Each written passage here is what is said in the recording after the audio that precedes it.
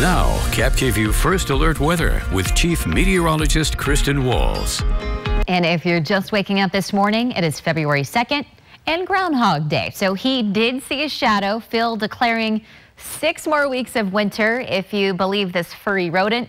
And typically, though, he declares a winter about 100 over, I think it was more than 100 times, and has only seen, or he hasn't seen a shadow about 20 times. And last year was one of those years. But what we are seeing, at least as we're starting off February, it's been fairly mild yesterday in portions of the Tri-Cities, 64 degrees for that high temperature. So we're going to continue this trend of above average numbers. Rainfall just coming down here on Skywatch radar. Of course, it is completely different on the East Coast, where they're still dealing with that nor'easter and a lot of snowfall coming down portions of New York City in the Northeast. But you can see some of the rain showers that we have Tri-Cities and extending into the east foothills of the Blues, but much drier for Sunnyside over into the Yakima Valley early this morning. You can see the soggy weather that we have around portions of Kennewick this morning. Richland, Benton City, back to some drier conditions. Might have a sprinkle or two moving in for you over the next 15 minutes. Walla Walla and Milton Freewater, a little bit of a break right now, but you'll eventually have this line working in your direction over the next hour or two. I think especially for the foothills of the Blues, hanging on to the wet weather a little bit longer, at least until lunchtime.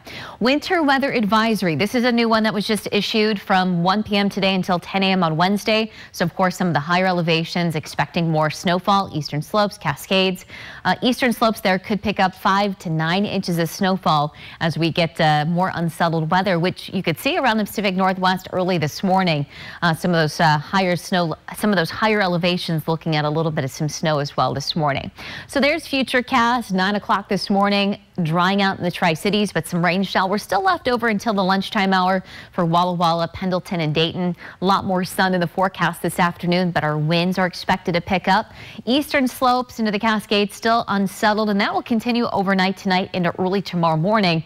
Locally here, lower elevations, we could maybe see a sprinkle or a flurry out the door tomorrow morning, clearing out for your Wednesday afternoon, and then just some sunshine and clouds for your Thursday. Overall, staying mainly dry towards the end of the work week.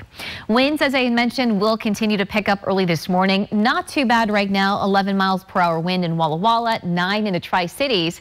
But here's Futurecast. Notice the increase in the winds this afternoon, 25 to 30 miles per hour, and then dying down overnight tonight and into your day on Wednesday. Temperatures, though, out the door this morning. Most folks are sitting in the upper 40s this morning. Tri-Cities into Walla Walla. Yakima this morning, you're at about 44, 35 for Ellensburg. So there are your current, the temperatures that we're expecting this afternoon. 47 Yakima, 44 in Ellensburg, 55 today in the Tri-Cities and Hermiston, 51 in Prosser, and then 60 degrees Walla Walla with 54 in Dayton. So tonight, just a quiet, cold night, numbers down into the 30s. So look at your 7-day forecast. We'll go back to some quiet weather towards the end of the work week. Up to 57, though, on Friday. Mostly sunny over the weekend, upper 40s and low 50s. And then slight chance for a sprinkle or flurry Wednesday for Yakima early on. Partly sunny Thursday at 47.